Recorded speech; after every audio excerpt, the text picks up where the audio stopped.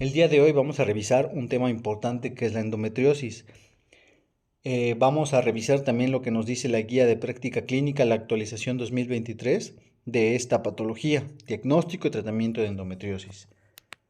Para ello vamos a ver qué nos dice como tal que es la endometriosis.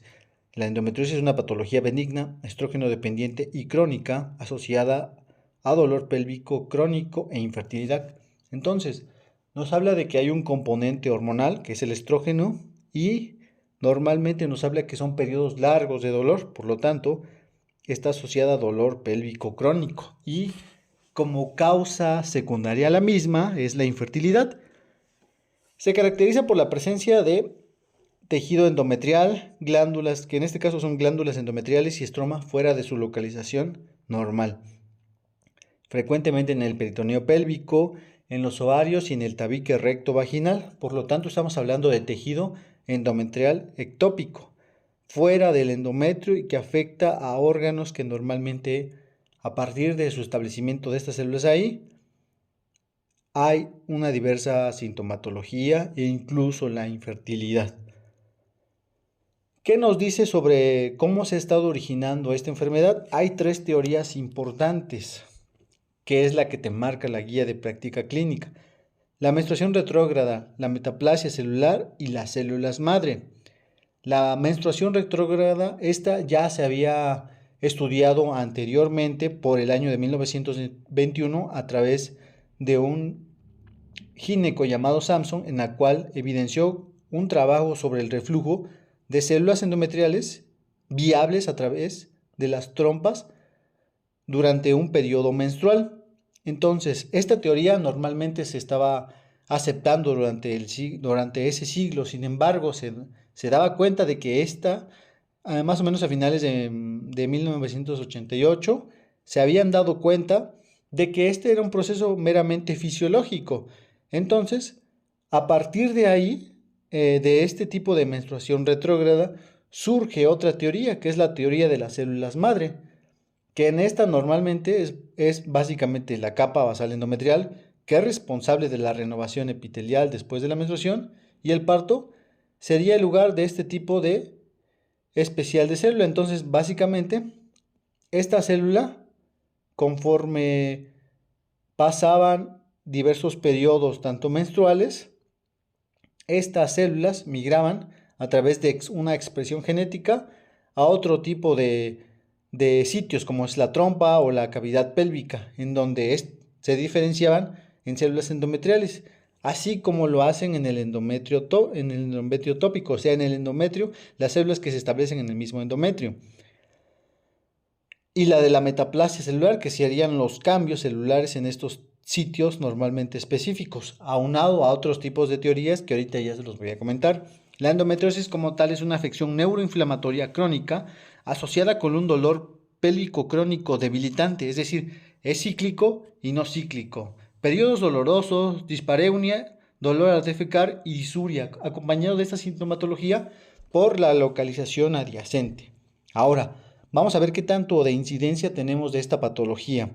A nivel mundial se estima que la endometriosis afecta a un 10% de las mujeres en edad reproductiva. De 6 a 10% de mujeres en una edad reproductiva básicamente es donde se va a presentar con mayor frecuencia. Hay que individualizar cada tipo de endometriosis en cada paciente para principalmente estudiarla y abordarla de la mejor manera. 50% a 60% mujeres y adolescentes presentan un dolor pélvico y normalmente tomarlo en cuenta como un diagnóstico diferencial, asimismo, de otro tipo de patologías.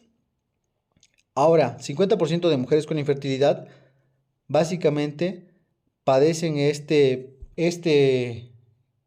esta forma como una causa de una endometriosis. O sea, básicamente los pacientes intentan tratar de embarazarse, pero no lo consiguen hasta que principalmente se estudia y se aborda a la paciente, y en este caso se descubre que la causa de la infertilidad como tal, pues es endometriosis, y básicamente se encuentra tejido endometrial en ovarios, en trompa, trompa de falopio, en la cual pues básicamente no permite el traslado. Ahora, mujeres asintomáticas de 2 a 50% se van a estar presentando esta patología de endometriosis, pero ellos no van a reconocer tanto así los datos clínicos. Entonces, hasta que se realiza un estudio como es el ultrasonido transvaginal, que más adelante lo vamos a comentar, pues se encuentran diversas alteraciones correspondientes a endometriosis. Puede encontrarse incluso en mujeres premenárquicas o posmenopáusicas. ¿Por qué? Porque este es un tejido, bueno, esta es una patología, perdón, estrógeno dependiente. Entonces vamos a ver que hay alteraciones en estos cúmulos, en estos periodos de producción hormonal. Entonces, pues básicamente vamos a ver que incluso podemos llegar a encontrarlas más frecuentemente en premenárquicas que en posmenopáusicas. Aquí tenemos unas teorías importantes que a su vez pues, condicionan a la endometriosis. La menstruación retrógrada, que como les había comentado, que es el transporte de contenido menstrual para la pelvis, permitiendo la implantación de endometrio ectópico.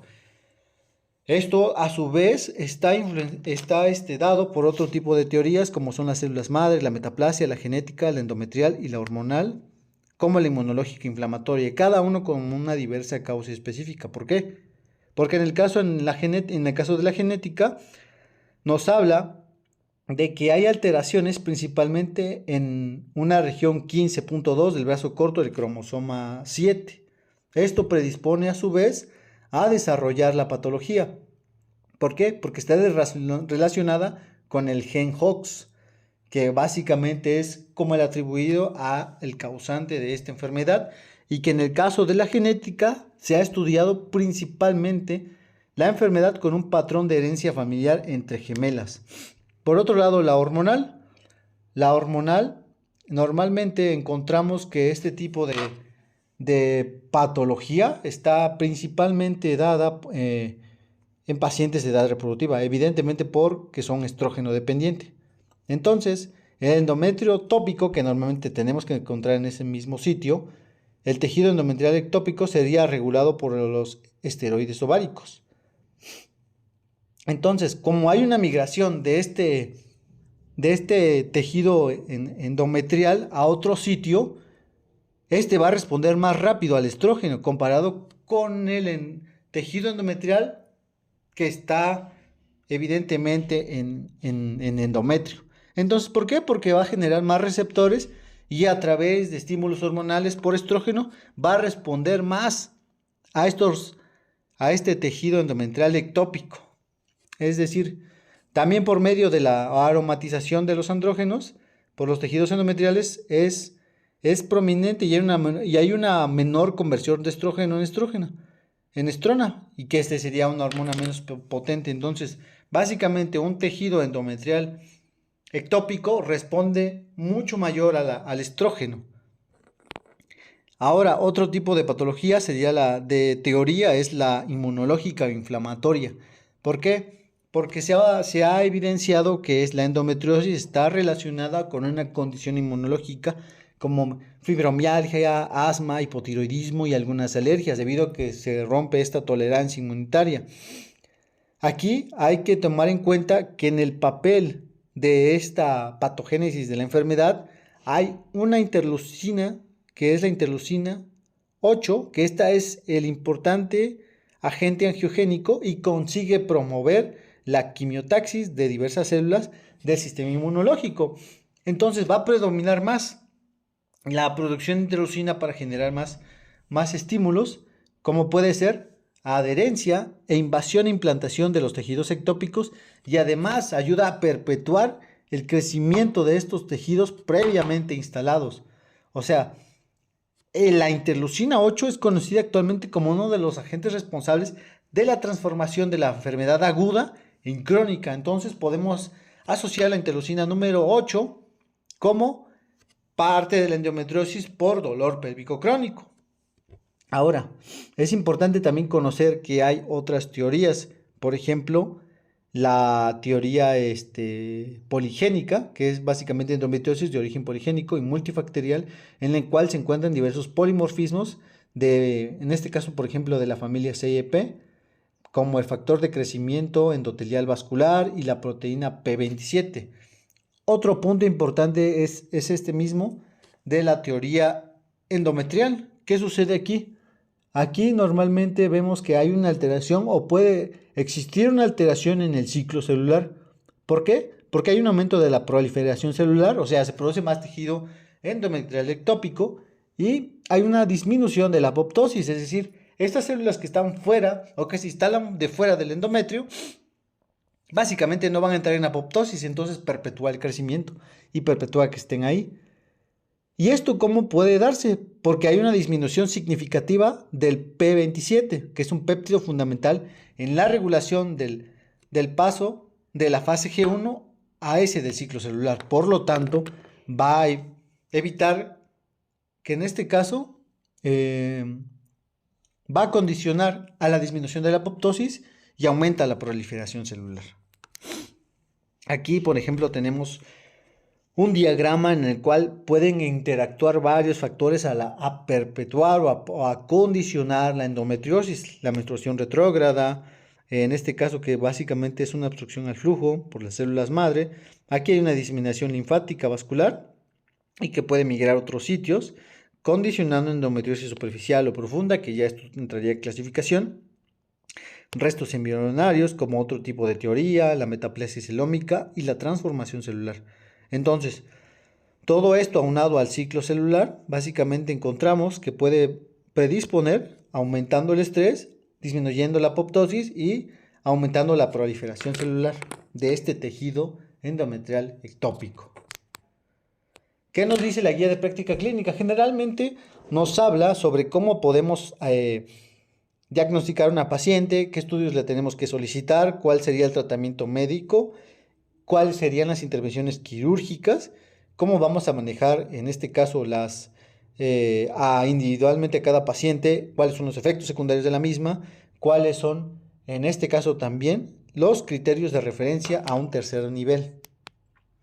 Bueno, tenemos que dentro de los hallazgos del examen clínico nosotros vamos a identificar en este caso algunos nódulos dolorosos en vagina. Primero, la paciente tiene un dolor pélvico crónico, por lo tanto, ese es el motivo de consulta.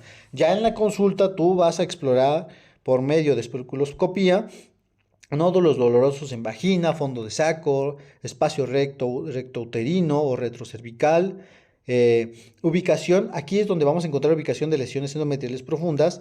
Van a involucrar ligamentos uterosacros afectados. En este caso aquí podemos ver que pueden estar engrosados o indurados por la misma tejido endometrial ectópico. Y masas pélvicas o anexiales con fijación. En adolescentes tenemos que realizar una buena historia clínica cuidadosa y considerar como indicativo de endometriosis los siguientes síntomas: dolor pélvico crónico acompañado de náuseas, dismenorrea y dolor pélvico cíclico. Es decir, con los cambios, con la producción de estrógeno, va a ir cíclicamente estos dolores, pero va a ser por un periodo largo de tiempo.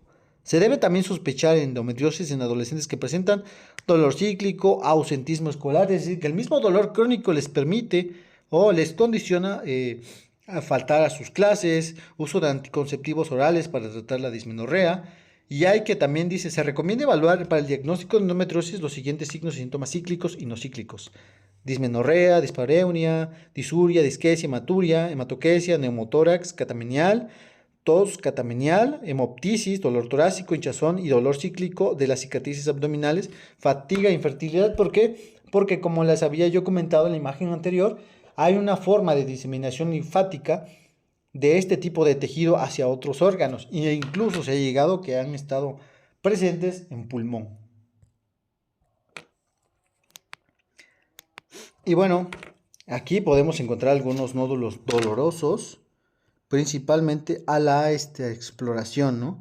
Aquí vemos que hay un nódulo vaginal posterior y aquí también encontramos ya incluso 1, 2, 3, 4, 5 nódulos.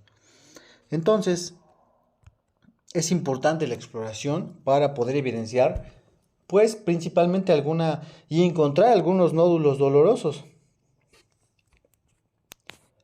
Ahora, ¿cuál va a ser nuestro estudio clínico para este tipo de patología? Principalmente el ultrasonido transvaginal. O sea, como primer método diagnóstico de imagen, debido a la seguridad, disponibilidad y menor costo para el estudio de endometriosis y del endometrioma. Y incluso, pues se sugiere realizar la resonancia magnética como un estudio de segunda elección en hallazgos que no podamos ver por ultrasonido y en pacientes con sospecha de endometriosis profunda extrapélvica, es decir, que ya se encuentren fuera de la cavidad pélvica, incluso en intestino, en peritoneo, en pulmón. Entonces aquí ya básicamente hablamos de que estamos haciendo un abordaje ya para la enfermedad en extensión. Hay que considerar que no existe una evidencia adecuada de la utilidad del ATAC para el diagnóstico de endometriosis pélvica y extrapélvica. Entonces, el ultrasonido de suma importancia es el ultrasonido transvaginal y la resonancia magnética como estudio de segunda elección o cuando el ultrasonido sea indeterminado.